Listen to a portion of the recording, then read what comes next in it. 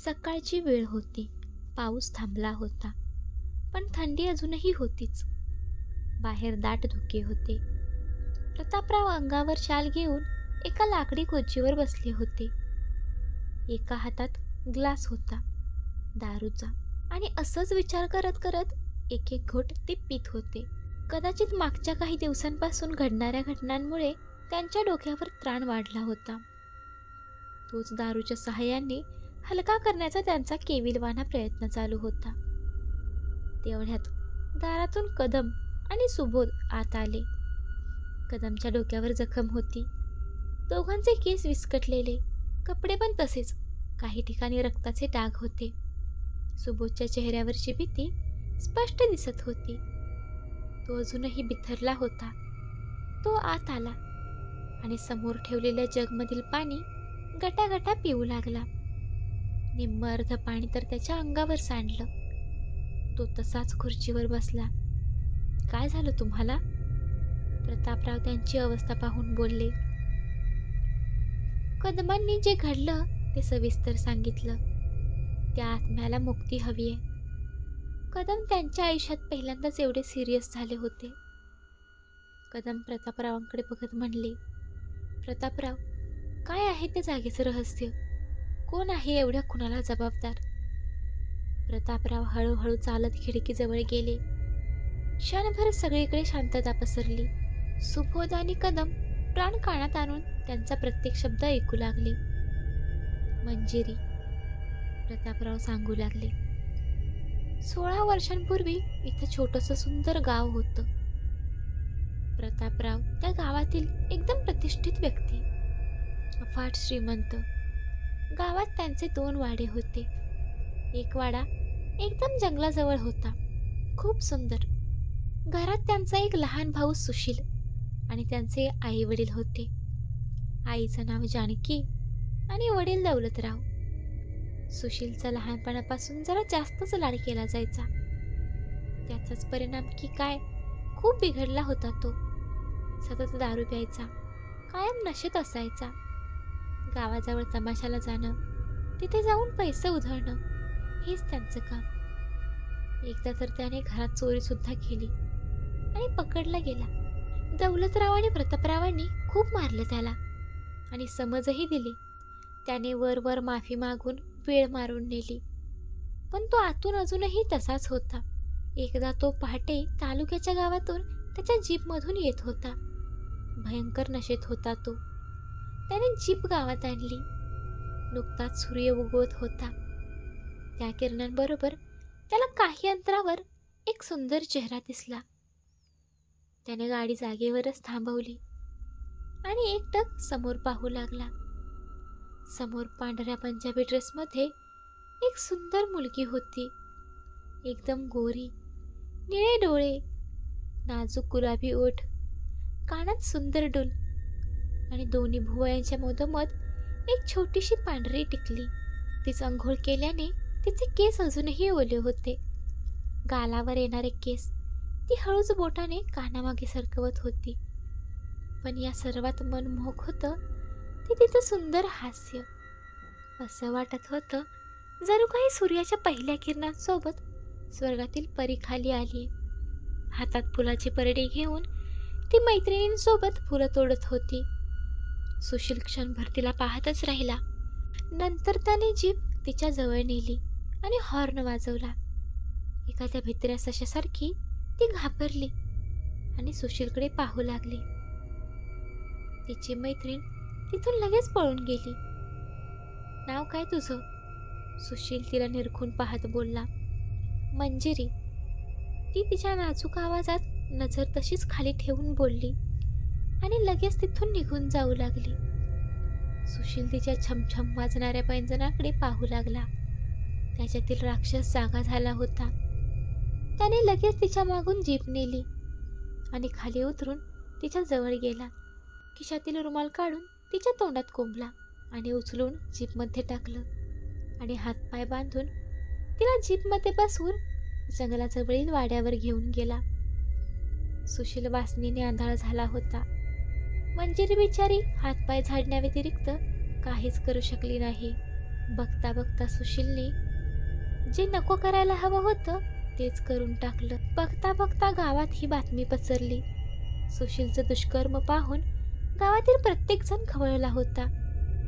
दुसऱ्या दिवशी गावात सभा भरली. मंजिरी तिथेच कोपऱ्यात बसली होती. रडून रडून तिचे डोळे सुजले होते. डोळ्यातील पाणी सुद्धा आटलं होतं. डोळ्यातील आसवांनी आता सूळ भरून पेट घेतला होता. दौलतराव आणि प्रतापराव तिथे आले. दोघेही भयंकर चिडले होते, पण सुशील मात्र काहीच चुकीचं केलं नसल्याच्या आविर्भावात तिथेच उभा होता. दौलतराव मंजिरीच्या वडिलांचं पूर्ण बोलणं ऐकून घेत होते. मग सुशीलकडे रागाने पाहत बोलले, काय केलंस नराधमा तू हे? सुशील निर्लज्जपणे हसून बोलला, काय केलं? पुन्हा करून दाखवू का आता? आणि स्वतःच मोठमोठ्याने हसत होता. त्याचं असं उत्तर ऐकून दौलतराव चिडले. जानकी पण तिथेच होत्या. त्याही रडत रडत कपाळावर हात मारून घेऊ लागल्या. अचानक त्या थांबल्या आणि दौलतरावांकडे पाहत बोलल्या, याला मारून टाका, इथेच मारून टाका. दौलतरावांनी सर्व गावकऱ्यांना इशारा केला, तुम्हीच द्या शिक्षा याला. त्याचं हे बोलणं ऐकून सर्व गावकरी त्याच्यावर तुटून पडले. मंजिरीचे वडील हात जोडून उभे राहिले आणि रडत रडत बोलले, माझ्या मुलीचं काय? कोण स्वीकारणार तिला? मी स्वीकारेन, मी करेन तिच्याशी लग्न. प्रतापराव पुढे येत बोलले. दौलतराव आणि जानकीला आपल्या मुलाचा अभिमान वाटू लागला, कारण एका मुलाने अब्रू धुळीस मिळवली तर दुसरा मुलगा ती अब्रू परत मिळवून देण्यासाठी मंजिरीचा स्वीकार करायला तयार झाला होता. इकडे सुशीलला गावकरी दिवसभर हाल हाल करून मारत होते. नंतर रात्री गावाच्या बाहेर असलेल्या रेल्वे रुळाला बांधून त्याला टाकलं. सकाळी काहींनी जाऊन पाहिलं तर त्याच्या शरीराचे तुकडे तुकडे झाले होते. अगदी ओळखूही येत नव्हते. एका पापीला शिक्षा मिळाली होती. बघता बघता 6 महिने होऊन गेले. सर्व काही सुरळीत चालू झाले होते. मंजिरी सुखाने राहत होती. अचानक एके दिवशी विपरीत घडलं. मंजिरीला भयंकर ताप आला. अगदी काही मिनिटातच तिचं शरीर तव्यासारखं तापलं होतं. ती ओरडत होती, किंचाळत होती. दौलतराव आणि जानकी तिथेच होते. प्रतापराव डॉक्टरांना घेऊन आले. इकडे तिची अवस्था खूपच वाईट झाली होती. त्वचा काळी निळी पडू लागली आणि बघता बघता जळूही लागली. ती तडफडू लागली. त्या दोघांना काय करावं तेच सुचेना आणि एका मोठ्या किंकाळीसह तिने आपला जीव सोडला. तिचं पूर्ण शरीर आखडलं होतं. काही वेळाने डॉक्टर आले. त्यांनाही तिची अवस्था पाहून आश्चर्य वाटले. पण आता सर्व काही संपलं होतं. मंजिरी या जगातून निघून गेली होती. मला ही बॉडी पोस्टमॉर्टमसाठी पाठवायची आहे, जर तुमची परवानगी असेल तर. डॉक्टर प्रतापरावांना विनंती करत बोलले. आता हे सगळं करून काय मिळणार आहे? प्रतापराव भावना आवरत बोलले, मृत्यूचं कारण. मी अशी केस माझ्या आयुष्यात पहिल्यांदा पाहतोय, सो प्लीज. डॉक्टर विनवणी करत होते. ठीक आहे, प्रतापराव एवढंच बोलले. दुसऱ्या दिवशी बॉडी परत मिळाली. पूर्ण गाव मंजिरीला शेवटचा निरोप द्यायला जमा झालं होतं. प्रतापरावांनी तिच्या चितेला अग्नी दिला.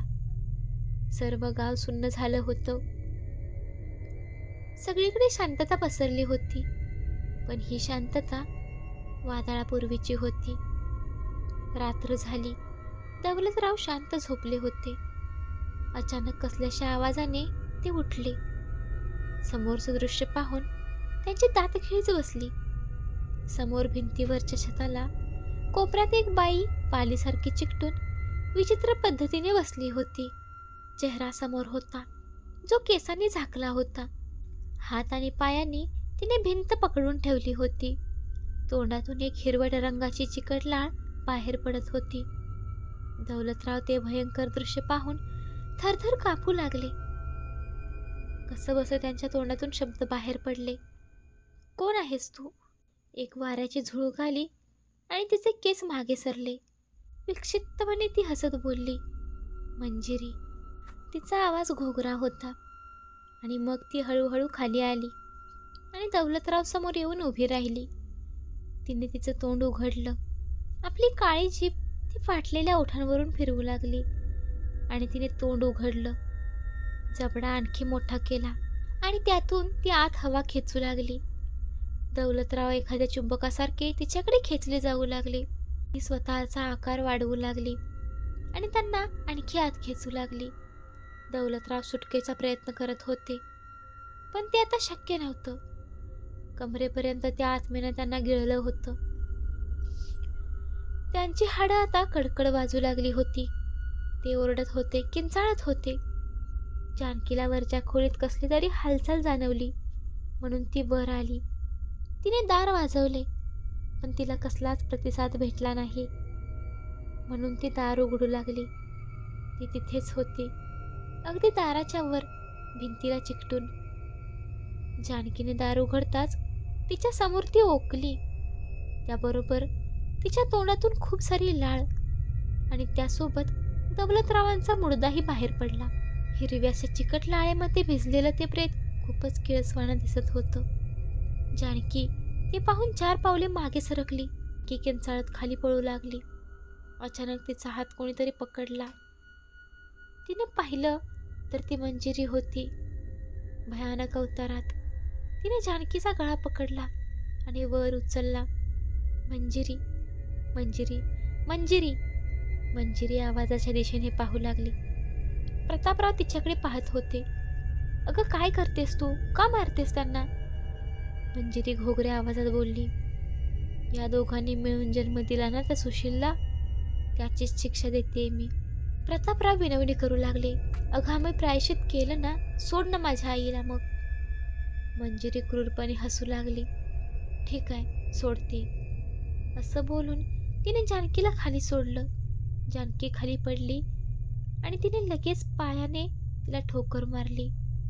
तिच्या डोक्यावर तिचा पाय बसला आणि अंड फुटावं तसं तिचं डोकं फुटलं. एका चित्कारासह तिने प्राण सोडले.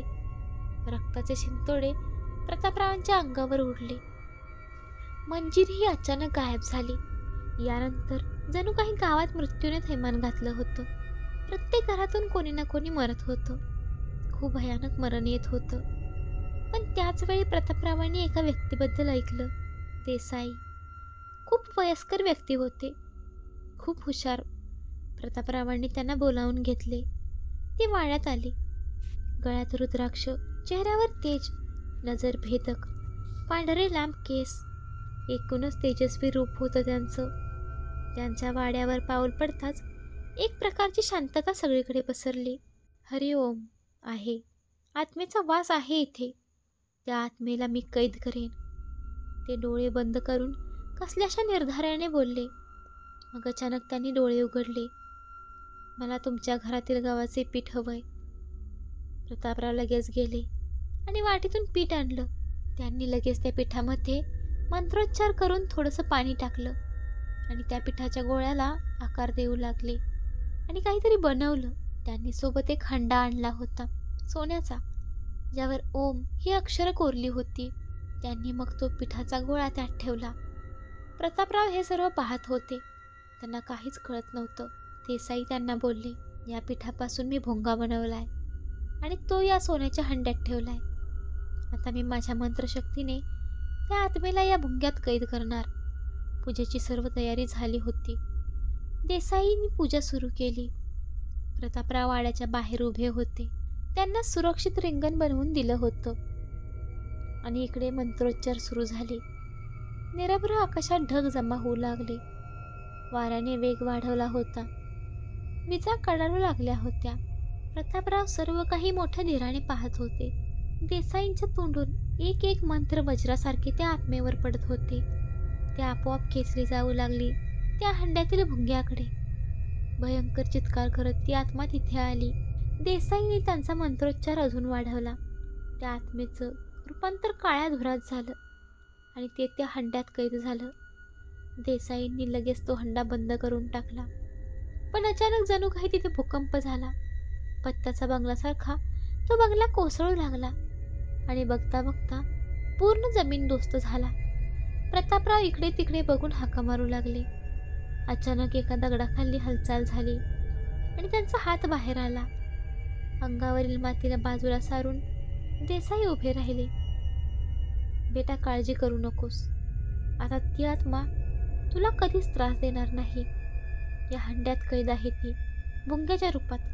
पण लक्षात ठेव, हा हंडा चुकून पण पुन्हा खोलू नकोस. प्रतापराव सर्व सूचना लक्ष देऊन ऐकत होते. पण कोणीतरी आहे जो त्या आत्मेच्या मुक्तीची वाट पाहत राहील. कोण महाराज? प्रतापराव बोलले. महाकाळ. मी माझ्या दिव्य शक्तीने एवढंच जाणू शकलोय. एवढं बोलून ते निघून गेले. प्रतापराव एवढं सांगून शांत झाले.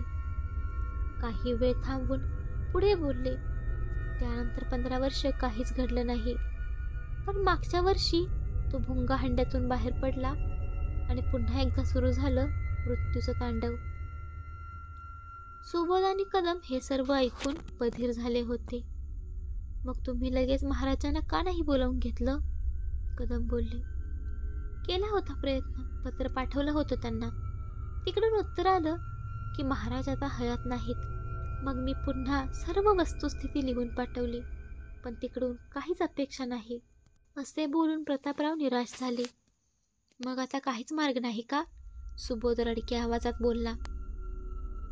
प्रतापरावाने समोर बोट केलं. तिथे श्रीकृष्णांची मूर्ती होती. फक्त तोच आपल्याला वाचवू शकतो. प्रतापराव बोलले. तो दगड? ही दगडाची मूर्ती काय करू शकणार आहे? कदम बोलले आणि पुढे मूर्तीजवळ गेले आणि बोलले. पता नहीं लोग पत्थर किस लिए पूजते हैं. किताब पढ़ने से ज्ञान नहीं मिलता, मंदिर जाने से भगवान नहीं मिलता. लोग पत्थर इसलिए पूजते हैं क्योंकि विश्वास के लायक इंसान नहीं मिलता. सगळेजण अचानक आलेल्या या आवाजाकडे पाहून दचकले. दारात कोणीतरी उभं होतं.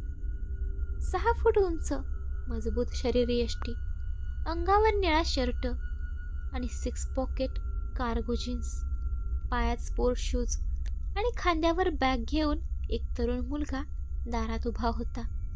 मानेपर्यंत लांब केस, हसरा चेहरा, डोळ्यात वेगळीच चमक होती. कोण तू? कदम काहीसं वैतागत बोलले. मी कृष्णा. तो तसाच हसत बोलला. इंटरेस्टिंग. कदम मूर्तीकडे पाहत बोलले. देवा, तू स्वतः आलास? हॅलो, मी कृष्णा देसाई. त्यांचा चेहरा अजूनही हसराच होता. प्रतापराव पुढे येत बोलले. म्हणजे तू देसाई महाराजांचा नातू? कृष्णा बॅग ठेवत बोलला. तुमच्याबद्दल बरंच काही आजोबांनी डायरीमध्ये लिहून ठेवलं होतं. कृष्णा माहिती देत बोलला. तुमचं पत्र मिळालं आणि मी निघालो. हो, माझ्याकडे फक्त पत्ता होता. महाराज महाकाळबद्दल काही सांगत होते. त्याच्याबद्दल काही माहिती काढली का त्यांनी? प्रतापराव बोलले. हो, ती माहिती काढली त्यांनी. पण ती अजून बरीच माहिती मिळवायची बाकी आहे.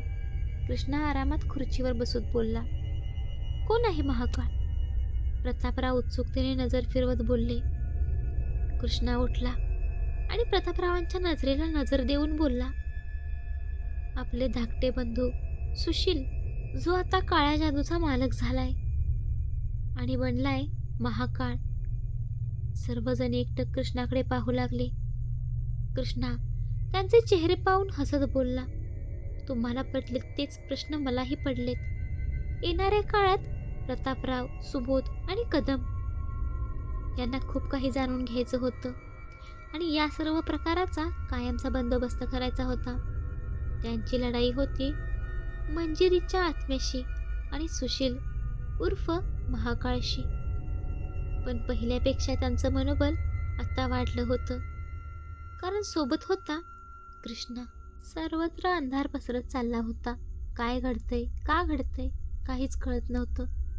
कदम खिडकीतून बाहेर बघत सिगरेट ओढत होते. सुबोध अजूनही एका जागी बसून होता. प्रतापराव इकडे तिकडे चक्रा मारत होते आणि कृष्णा बॅगमध्ये काहीतरी शोधत होता आणि अचानक बोलला. सापडलं. तिघेजण दचकून त्यांच्याकडे पाहू लागले. कृष्णाने त्यांच्याकडे पाहिलं आणि बोलला. आईने पनीर भुर्जी दिली, खाणार का? सुबोध भडकला. इथे आमचा जीव चाललाय आणि तुला खायचं सुचतंय? कृष्णा तसाच हसत हसत खुर्चीवर बसला.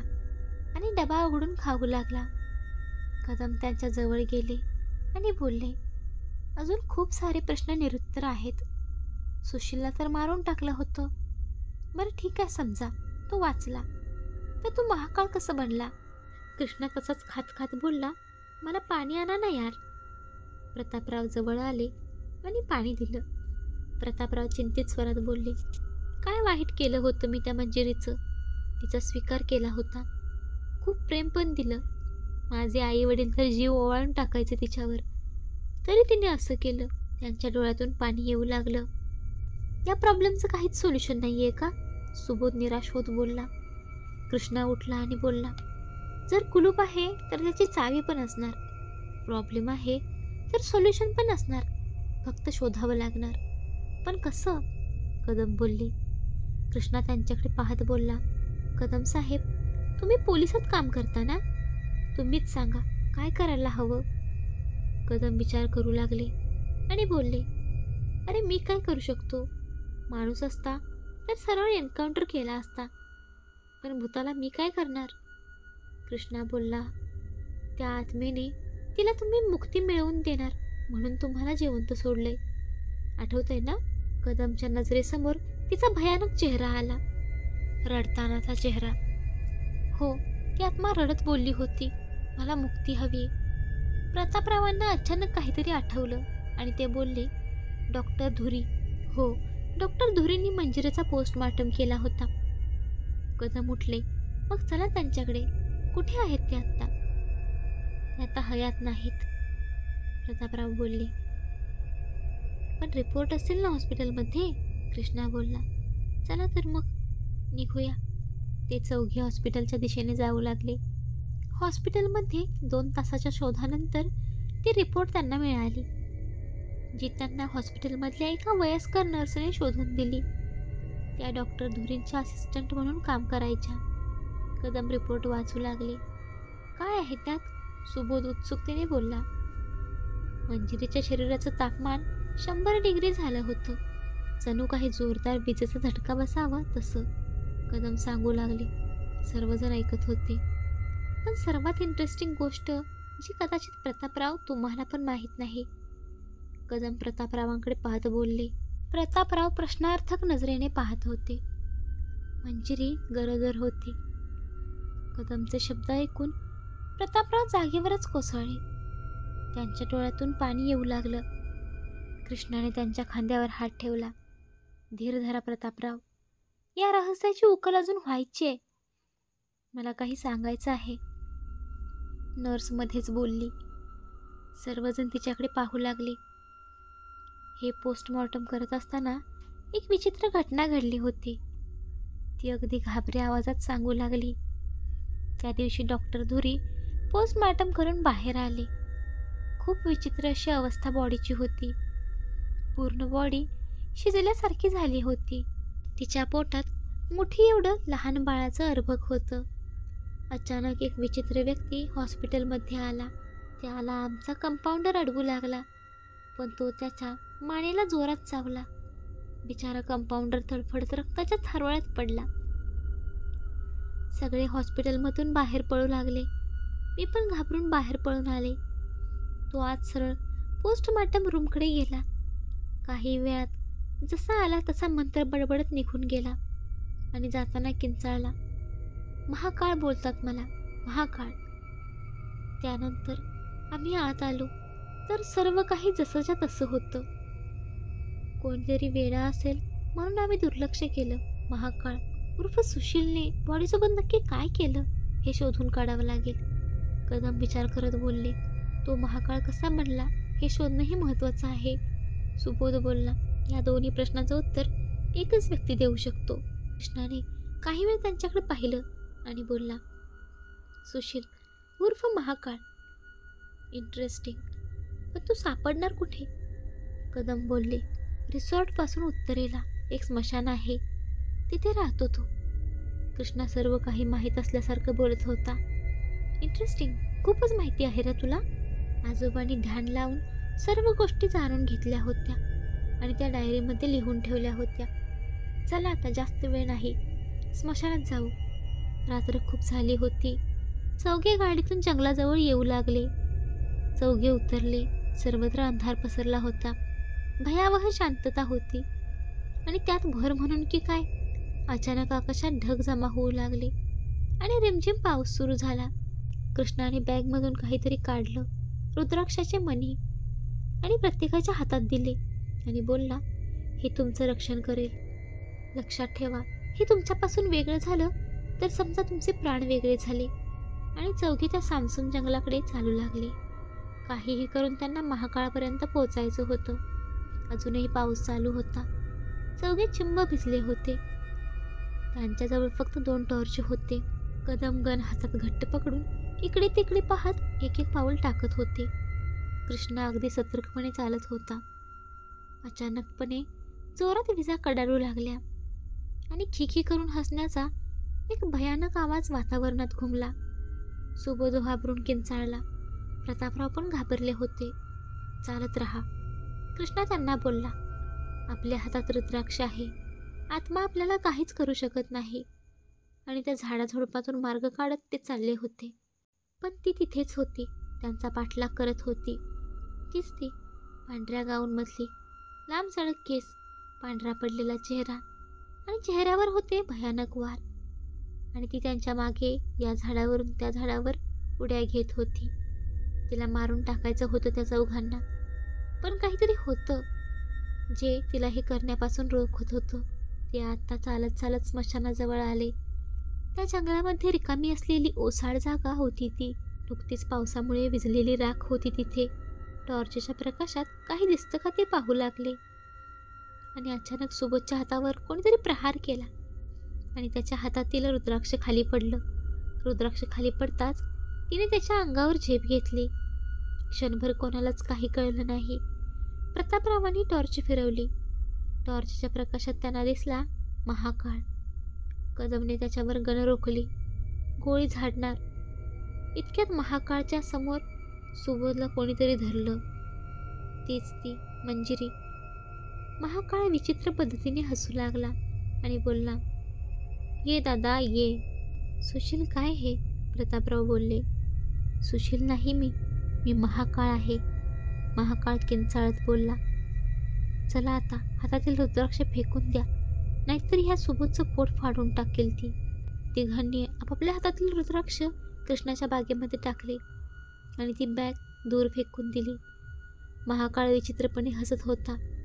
तू जिवंत कसा राहिलास? प्रतापराव बोलले. तो प्रतापरावांच्या जवळ गेला आणि बोलला, मला तुम्ही मरायला सोडून दिलं होतं. त्या गावकऱ्यांनी खूप मारलं मला आणि रेल्वे रुळावर बांधून टाकलं. पूर्ण बेशुद्ध पडलो होतो मी. जेव्हा जाग आली तेव्हा पाहिलं की दुसऱ्या गावचा व्यक्ती मला उठवत होता. मी त्याला बोललो की चोरांनी मला इथे बांधून ठेवले. मग तो मला सोडवू लागला.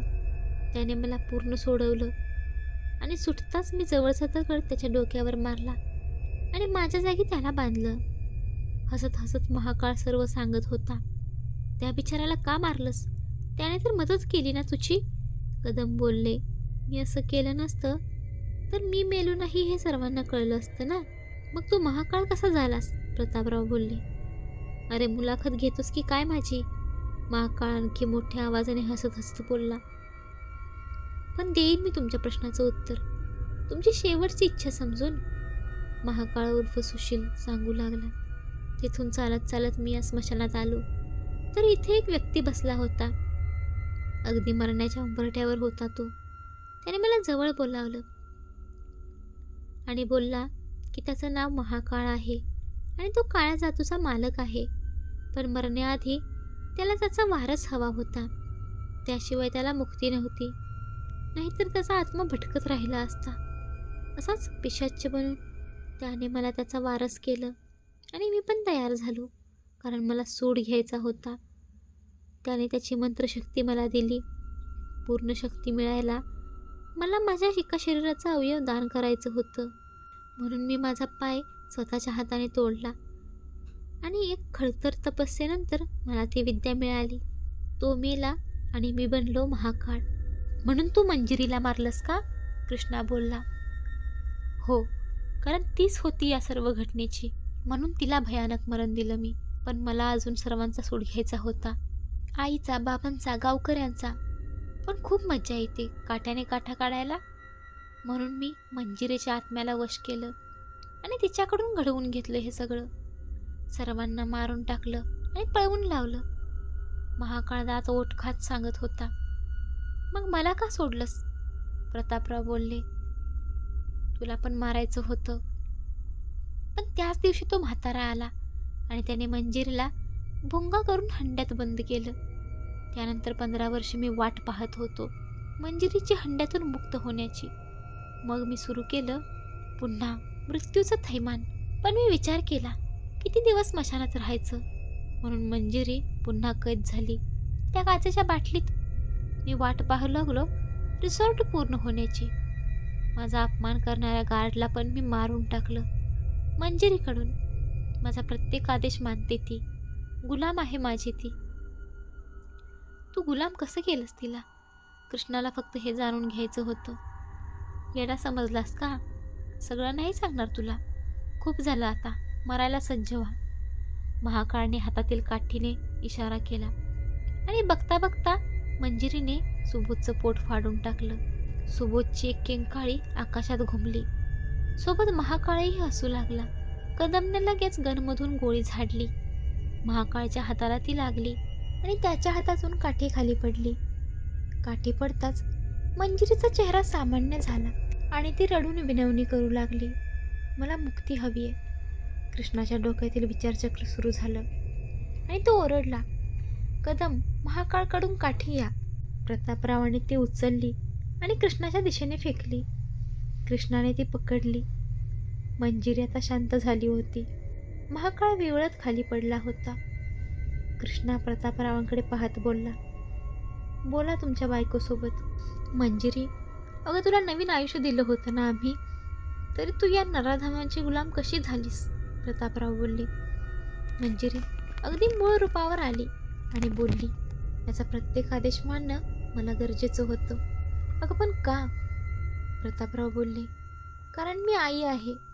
माझ्या बाळाचा आत्मा याच्या ताब्यात आहे. त्या दिवशी हॉस्पिटलमध्ये आला आणि माझ्या पोटातील बाळाचं अर्भक घेऊन गेला. त्यानंतर त्याने माझा आत्मा कैद केला आणि मला गुलाम केलं. मला माफ करा. आणि ते बाळाचा आत्मा या काठीत कैद आहे. कृष्णा बोलला, ही काठी म्हणजे तुमचं बाळ समजून जाळलं तर तुमचा आत्मा मुक्त होईल. कृष्णा बोलत होता. पण त्याआधी एक काम करावं लागेल तुम्हाला. माझी आज्ञा ऐकावी लागेल. नंतर महाकाळकडे पाहत बोलला, सुशील, तुझं हे कृत्य खराब होतं म्हणून गावकऱ्याने तुला शिक्षा दिली होती.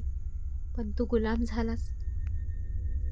पण तू एका बाळाची आत्मा कैद करून तिच्या आईलाच गुलाम बनवलंस. आता ती आईच तुला शिक्षा करणार. कदम, प्रतापराव आणि कृष्णा तिथून निघून गेले. सुशील उर्फ महाकाळ उठला आणि विनवणी करू लागला. पण मंजिरी त्याच्याकडे रागाने पाहत रडू लागली. रडण्याचा आवाज खूप भयानक होता आणि तो जोरजोरात येऊ लागला होता. तो आवाज ऐकून सुशीलने आपले डोळे बंद केले आणि दोन्ही कान हाताच्या तळव्याने जोरात दाबू लागला. त्याला तो आवाज सहन होत नव्हता. पण मंजिरीने सूर आणखी वाढवला. त्याच्या कानातून रक्त येऊ लागलं होतं. त्याच्या मेंदूच्या शिरा फुटत होत्या आणि फटकन असा आवाज येऊन त्याच्या डोक्याच्या चिंधड्या उडाल्या. एक मनुष्यरूपी जनावर मेलं होतं आणि मंजिरीचा आत्मा मुक्त झाला होता. दुसऱ्या दिवशी कृष्णा बॅग खांद्यावर घेऊन चालला होता. माझी मंजिरी वाईट नव्हती, प्रतापराव बोलले. जाऊ द्या हो प्रतापराव, आता रिसॉर्ट पुन्हा चालू करा. कदम बोलले. धन्यवाद कृष्णा, तू होतास म्हणून हे सर्व झालं. कदम बोलले. इकडे बसमध्ये कृष्णा डोळे बंद करून झोपला होता. अचानक त्याला महाकाळचे शब्द आठवले. जर त्याला त्याचा वारस नाही भेटला तर त्याचा आत्मा पिशाच्च बनतो.